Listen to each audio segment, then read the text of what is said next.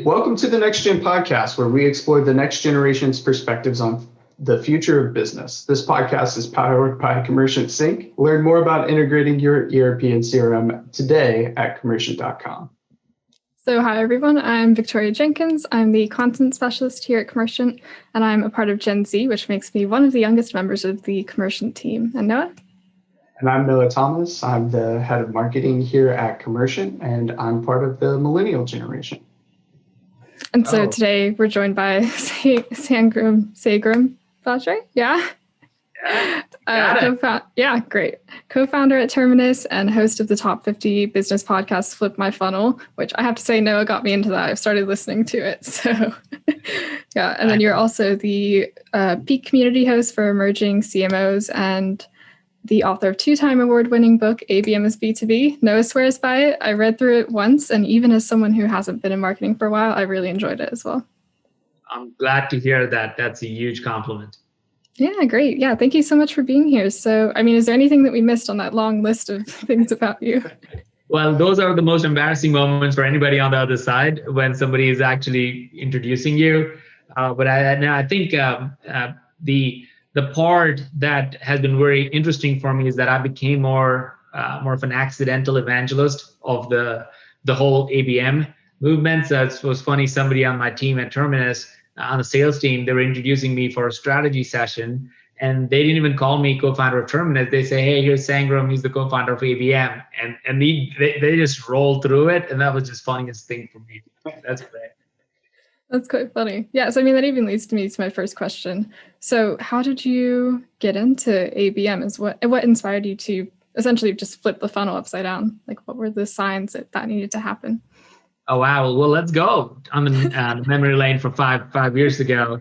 I think, so for folks who don't know, my background, I ran marketing at Pardot. And Pardot got acquired by ExactTarget, and ExactTarget got acquired by Salesforce. It was like the biggest tech adoption, if you will, of a big, Salesforce buying another a really big company. And during that time, I spent a couple of years at Salesforce as part of that transition. And I realized one day when we hit every single record there was in marketing at that time, this is 2013, of number of leads, number of traffic to the website, number of downloads, those were the metrics that I hung my hat on. And if somebody's still doing that, I think maybe you can relate to this. And whatever the sales quota numbers were for us to drive number of leads, we did that. So we celebrated as a team. We're super excited, pumped. I was drinking the marketing automation Kool-Aid around this. And my sales leader came in the next day and said, Sangram, you and your team did a fantastic job. That's great. Next month, can you generate 1,000 more leads? And I just sunk in my seat. I'm like, wait a minute. We just generated 30,000 of these. Why do I need to do 1,000 more? And he's like, well, because, in the spreadsheet, that's how many we need. I'm like, well, why are we not focused on pipeline? Why are we not focused on the right accounts? Why are we not focused on, I just started to bird, out of desperation, we can spend more money, but that just sounds, we don't have an unlimited amount of people just out there in the world walking around for marketing automation. So all that led me to a deep realization that something is fundamentally broken in the way we think about marketing and marketing's job and marketing's role to drive business outcomes. At that moment, I was nothing but a coin-operated lead machine. And that did not sit well with me. So that led me on a journey of all right, I gotta start something or be part of something or do something to change the narrative, because that is not a great place to be. That does not give me fulfillment. It's just not the right way to think about business outcomes, but I didn't have an answer for it. And that led to on a flight one time, I was drawing the traditional funnel, and pure out of boredom or curiosity, I flipped it. And that's how really Flip My Funnel was born. By the time I landed, I wrote a blog and I posted it on LinkedIn. I still have that as my cherished blog post.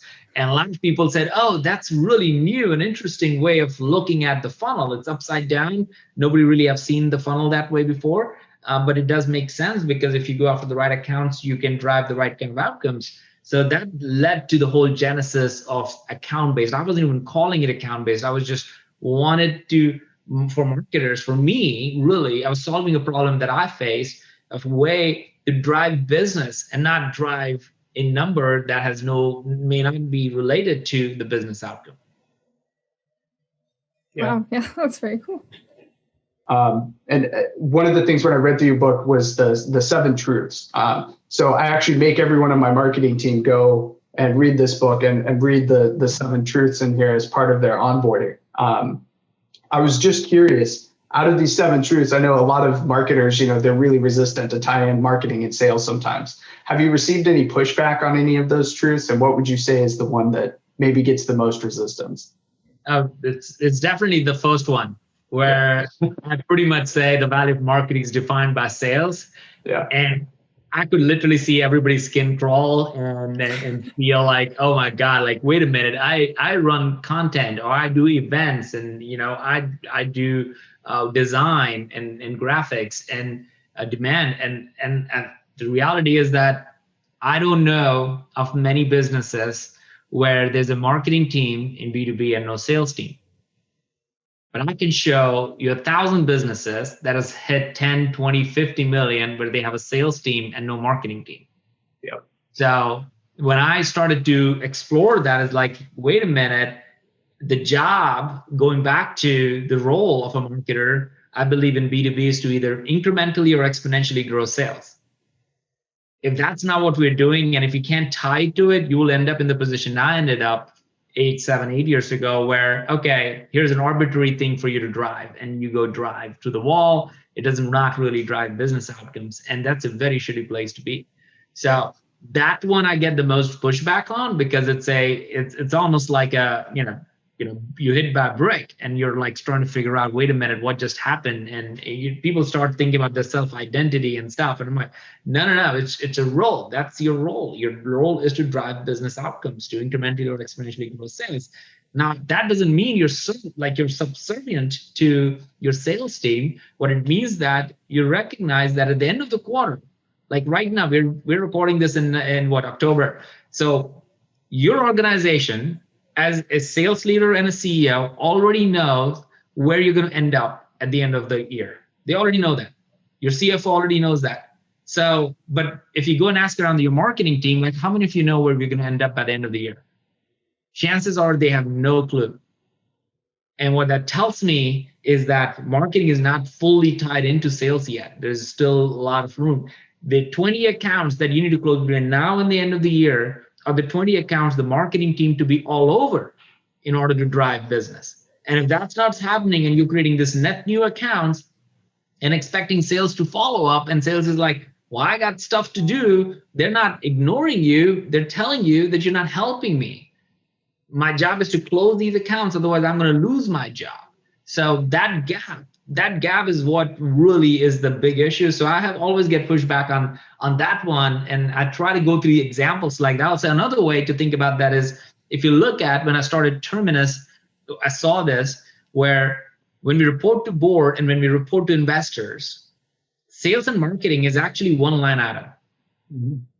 Most people don't know this. Sales and marketing is literally one line item, which means you cannot separate those two. You might get a budget that's separate, but they are all tied to one number. So if that number goes up or down by a fraction, that's why the budgets get cut on the marketing side when the sales number goes down.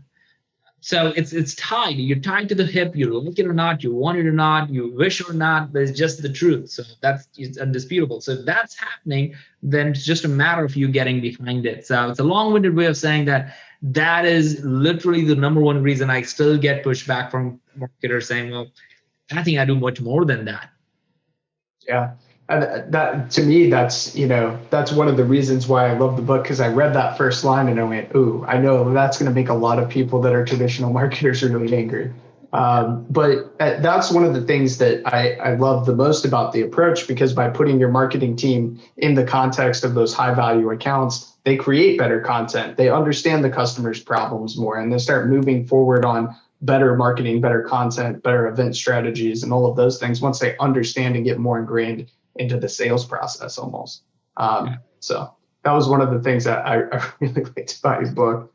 The other thing that I have dog-eared forever is this stop-start graph, or I guess it's kind of like an infographic, but I really love that. And we ended up modeling a lot of our reporting and our executive dashboards around those.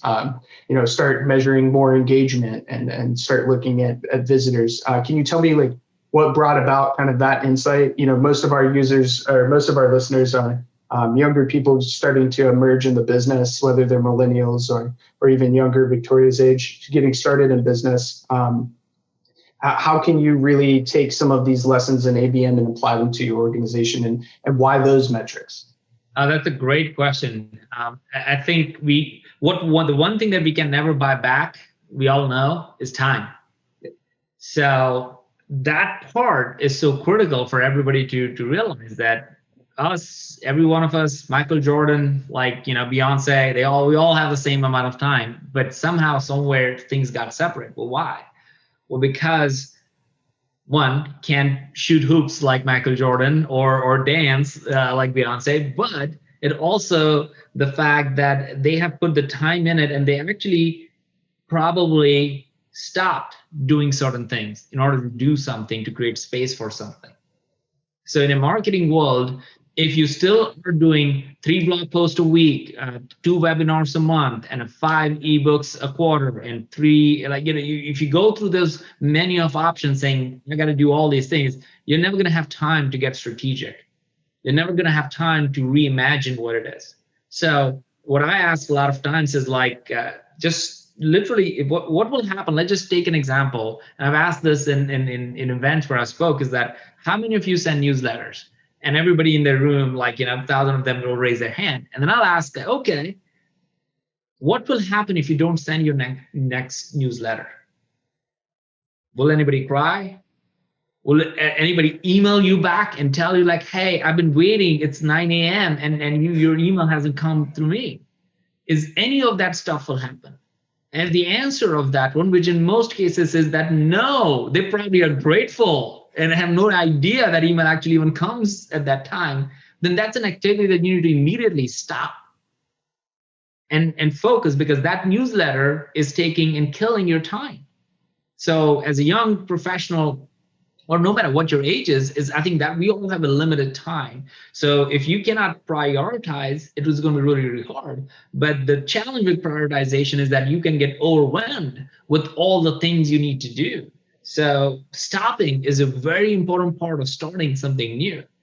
And we have to stop something to actually free our headspace, free our thoughts, free our time in order to do that. And that requires us to have that humility to know that you can't do it all.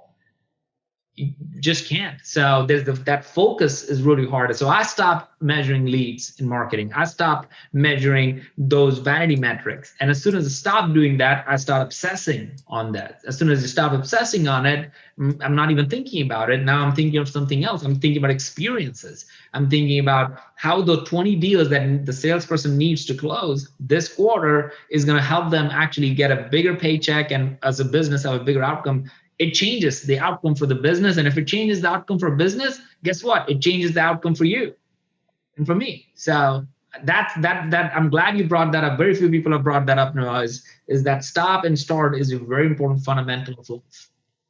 Yeah. And being comfortable, and just because something feels like it's making an impact doesn't mean it's actually doing that. Right. And we'll never know if you don't stop. Yeah, I was going to say, no, you told me time and time again about the email marketing with Commercient ourselves, and we had this open rate of 1%. Very few people will click on it, and it's just a massive waste of time and resources. You're paying people to send something that's not making you any money at all. It's just a loss of money. So I think that's a great point. And that even leads me into the next question that we have written down. So when you're orchestrating a multi-channel campaign where you're trying to focus on, of course, lots of different channels, would you prefer to target single verticals or multiple verticals at once? Because the thought that Noah and I have is that maybe the use of multiple verticals could be considered over-personalization, especially in a multi-channel campaign. So it's a really interesting question, Victoria, because I had a very different theory on this one, and then I was proved wrong which I love because that's mean I'm learning.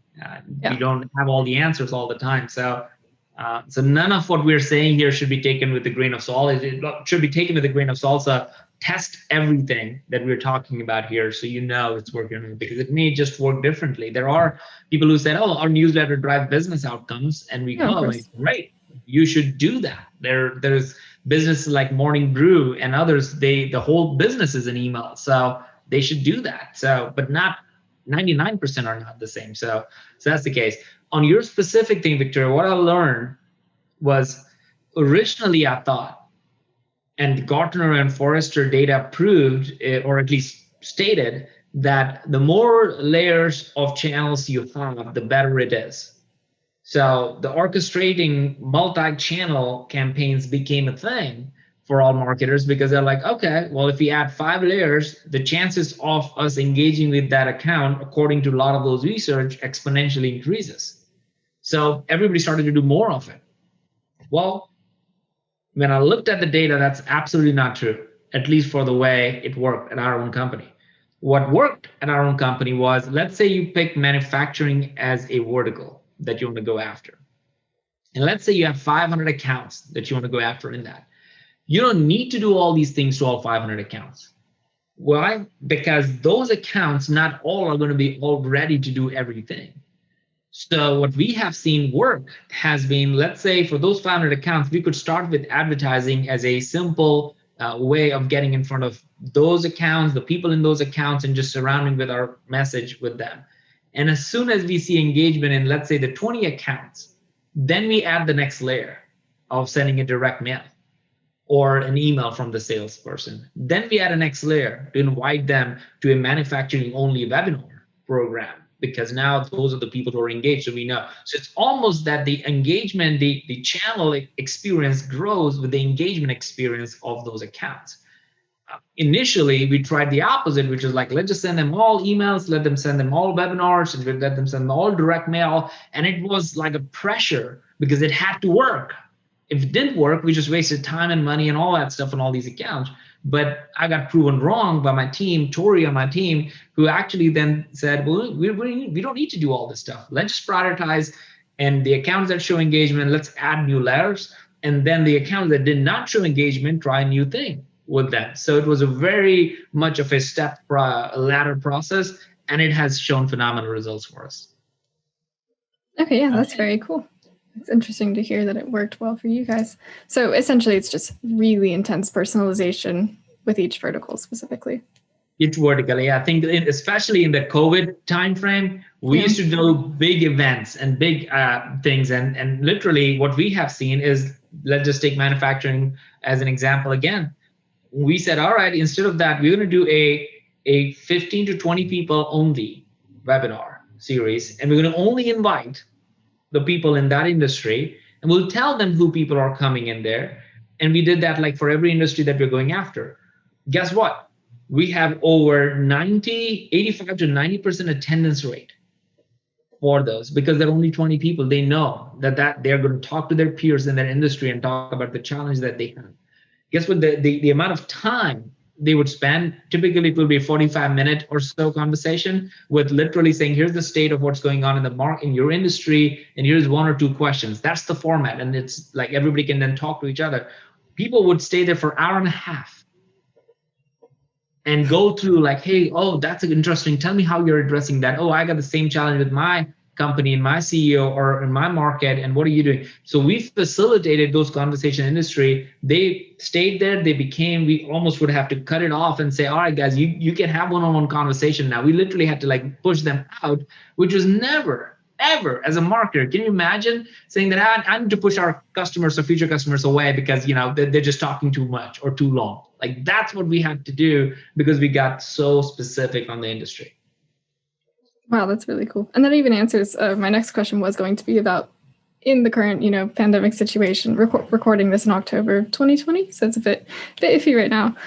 So what would you double down on as a marketer other than the really specific personalization things? I think I would just double down on relationships. Okay. That is an extremely hard thing to do as marketing.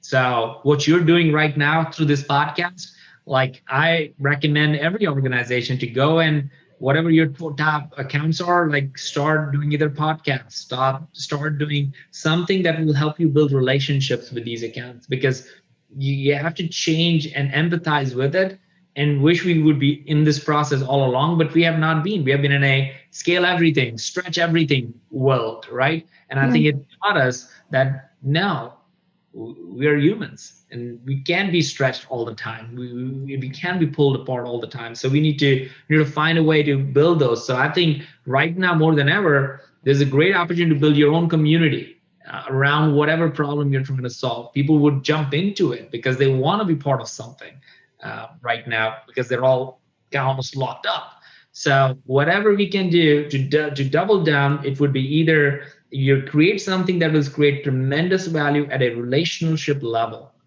which is what that webinar was an example of, or a podcast is an example of. And if you double down on that, when the market is bouncing back and when things are good, again, for majority of the folks, I think you will have such a brand that everybody would want to associate with, and you'll have people that you can call upon. And that's something that people should not waste this crisis, as people say, to not let people be human. Yeah, I totally agree with that, especially now when you have such high rate of engagement, like you said, with everybody kind of, on edge at home, looking to spend more time doing something. You have this unique opportunity as a market to capture their attention. As a marketer, you can go in and capture that attention and really add a lot of value to them, even if they're, hypothetically going to be in a nurture campaign for you otherwise. Now you have that chance to kind of open up the community and really make it your own. To kind of switching gears here, I noticed that there wasn't a whole lot of mention in ABM is B2B about partners and partnerships. As SaaS-based companies, we deal with a lot of partners, right? We have ISV partners, we have consulting partners, we have referral partners, all of these kind of different channels we build. Do you feel like partnership does play into ABM? And if so, can you elaborate a little bit more on that? Oh, huge. That's one of those things. There's like a couple of areas that I just didn't get the time and attention to do it. So it's well called out. It's real. I think channel marketing and channel partnerships is a huge part of it. We have customers that I've seen, all they want to do is target all the agencies on the Salesforce App Exchange. And the deals are so massive for them. They're like, we are not looking for leads. We are not looking for anything. We just want everybody on in the App Exchange in this particular sector to know about us. And when they're ready to buy, then we will be the first one to be in front of them. So I've seen that happen, and they're like, that's what our sales cycle is. It can happen within 5 days if you have the brand presence. If you don't, we won't even know that this happened. So it's a huge part of it. I think it's probably the most under-leveraged part of it, or misunderstood part of it. It's also very hard to quantify some of it, and which is why it's not talked about maybe as much, because a new account or pipeline account or expansion accounts, those are all accounts that are in the funnel, so you can go through it. Everybody's eyes are on it. The referral stuff, the partnership stuff, just ebbs and flow, right? You don't know when they're coming in. There's no consistency around it, lack of predictability around a lot of those partnerships, relationships. So it's a strategic play, may not be very tactical play as the rest of it. That's one of the reasons why it's not as talked about. Yeah, and that was actually going to be one of my next questions, which is what KPIs would you want to drive from a partner marketing standpoint? But the more I keep thinking about it, the only really traditional partner marketing metric that you're given, either in traditional business school or from reading or whatnot, is partner attachment. 80% of our deals come in with partner attachment. But as a marketer, it's like kind of like trying to figure out what referral links come to your website, years ago before you had, some of the Google tools, which still, arguably tell you or don't tell you, but it's tricky, right? It's about branding, presence, and all those things. Yeah, it's very tricky. I remember talking to TK, the now CEO of Terminus, who was the CMO of ExactTarget before. It's funny, he was the first guy I called when we started Terminus. Like, you need to invest in this. And he's been investing, he's been on the board, and now a marketer turned VC turned CEO. So it's a really interesting background. And the reason I shared that is because when I asked him, like, well, how did you guys figure it out? What was the marketing metric that helped you figure out and understand that you're actually going up market, as an example? And he said the metric that he tied himself to was the number of RFPs he's going to get through inbound. So that was really interesting. So it wasn't the dollar amount or the number of partners. It was the number of RFPs. The more RFPs we're doing, that means the more enterprise companies we are getting into, because all of these companies require you to complete an RFP for being part of the drill. So it was really interesting. So it wasn't a number of partners, because that may not tell you anything. You may have a very low end partners. You could have things like, well, revenue from per partner, which is HubSpot. Like, I think they're 40 or 60% of the revenue comes from partner programs. So they have a very sophisticated partner program that they run. But that was very interesting to recognize that he's looking at RFPs as the way. So I think we have an opportunity to again reimagine the metrics we want to be tied to, and avoid the temptation to tie us to the most obvious one or almost the last mile of it, because it's too late by that time, but rather tied to something that would get everybody recognizing, okay, well, how do you generate more RFPs? Well, we need to be in the Magic Quadrant. Well, how can we be in a Magic Quadrant? Oh, we need to build a relationship with Forrester and Gartner. That's how you get. So it creates the upper level conversation in the organization, as opposed to like, oh, we're going to try to get it, and then you're very tactical in everything you do. Yeah, I agree. And it's one of those interesting things. Like, it depends on your channel too, right? With manufacturing firms or with consumer-facing goods companies, they have these relationships with these big name retailers, and they can measure things, quantifiable, like quantity shipped or number of returns or things like that. What would kind of your suggestion be to working more on that side? So leaving the SaaS world, going into product based. Well, so go specific on that. So give me an example that might work on that. Sure. So like if you're a manufacturing business that makes, bed frames, and you're shipping to Home Depot, and you're looking to ship to Lowe's, and you're looking to ship to all these different retailers, and you're trying to quantify, which one of these are yielding the best. Should I pursue more retail relationships and partnerships, or is my best focus trying to sell online from a marketing standpoint? How would you break that down? It's a great question, and it's very challenging because there's a lot of underlying layers to that, and I think, I'll just go back to, like, when we started Terminus, we focused not on the product, but the problem we're solving, and that led to creating a problem market fit idea. So it allowed us to see that, well, there's a lot of people have the same problem, so there got to be a product, and that led to the creation of the product that we now have and set of acquisitions and whatnot. A lot of times, I think when people go about it, they think that their product is the best thing, and unless you're building like Superhuman, which is one of the email things that I use, where it is 100% product, right? But there was marketing in it that they made it invite only in the early days and stuff. Like the Hey is another part of. So it's a different way of approaching the model. For us, it was like creating a new category that didn't exist, which means we need to create more awareness, which cannot be done at the product. Nobody wants to be part of a product community. People want to be part of a community that where your problem is so big that everybody can contribute to that. So you look around and see HubSpot created inbound. You look around and see Salesforce created Dreamforce. You look and say Outreach acquired Sales Hacker to show that they have a community. Gainsight did Pulse.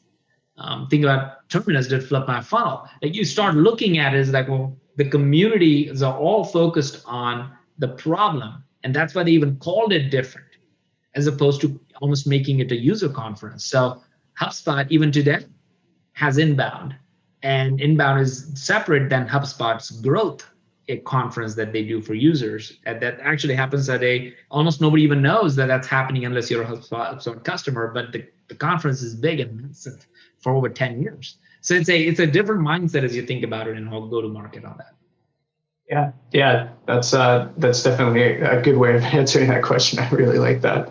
And just to kind of put it all together here at the end, any thoughts on how you think ABM will change or shift over the years, the next couple of years here? And what do you think will come next?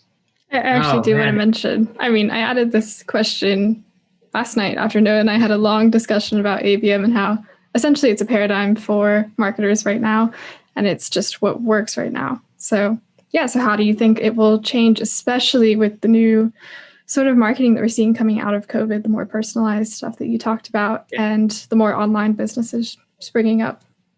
Well, so twofold. One, I'm so glad I wrote the second book, because I didn't want to go in the history or saying I just wrote account-based marketing and then it's not, because I just saw Forrester coming out and saying, well, by 2024, ABM won't exist. I'm like, yeah, duh, ABM is B2B, it shouldn't exist. So I'm just glad that, I put a nail in the coffin on that one. But when I think about even like ABM in 2015, the reason I wrote ABM is B2B is because I saw the shift of marketers not only focusing on net new demand, but on pipeline velocity and expansion campaigns. It was across the entire funnel, if you will. What's now interesting to me as I look in the future and say, what is the next book I want to write and where is the market moving? I feel it's more along the lines of the next wave of go-to-market strategy. So ABM was redefined in a way as a modern way of doing marketing and sales. And B2B will again get redefined by a modern way of doing go-to-market. Today, go-to-market traditionally is part of how do you position your product, or how do you just maybe mostly sales oriented? How do you launch a product and that kind of stuff? But truly, modern companies, I believe, are going to have a newer go-to-market scorecard, which means marketing will now be part of saying, it's not just about marketing, it's marketing and sales. And it's not even about just marketing and sales, it's marketing, sales, and customer success. That's the go-to-market team. And what is the new scorecard that you want to present that shows how you can facilitate all of these inputs to drive your business forward? I think it's not been done yet. I see, I'm seeing conversations now where marketers are starting to go. And just like ABM, it took almost 3-4 years for people to actually now say, oh yeah, that's the way to do it. But 5 years ago, people were like, what are you talking about? That doesn't even make sense. So I remember those things. So I think GTM is another phrase that I think marketers will have to get used to and think about, well, how can we contribute towards creating a scorecard that is go-to-market scorecard that will inform the C-level and the board of how we're actually going to the market. And marketing needs to own the facilitation of creating that. Yeah, absolutely. It's that's part of that's the hardest part, I think, as an internal marketer. Reporting to C-suite is one of the hardest things. Is showing, yes, this is our marketing strategy. Yes, we spend this many dollars on these separate things, but more importantly, this is how we're going to market. This is how we're presenting the product. These are the values, all of those things. And they're often left out of, I feel, maybe that's my independent view, but I often feel those things are left out sometimes from C-suite conversations, and they really shouldn't be. That's one of the most important things, right? Is how those things go forward. So that conversation and the level of measurement is a different one than what you would see in it happening today. So I'm excited to see how that happens in the next couple of years.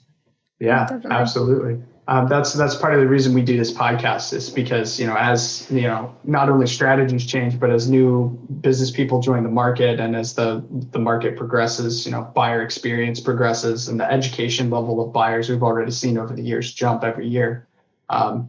It's interesting to see how that paradigm shifts with different generations, and how that changes over time. So And again, Sangram, I just want to say thank you so much for coming. I've gotten a whole lot out of this conversation, and I hope all of our listeners will as well.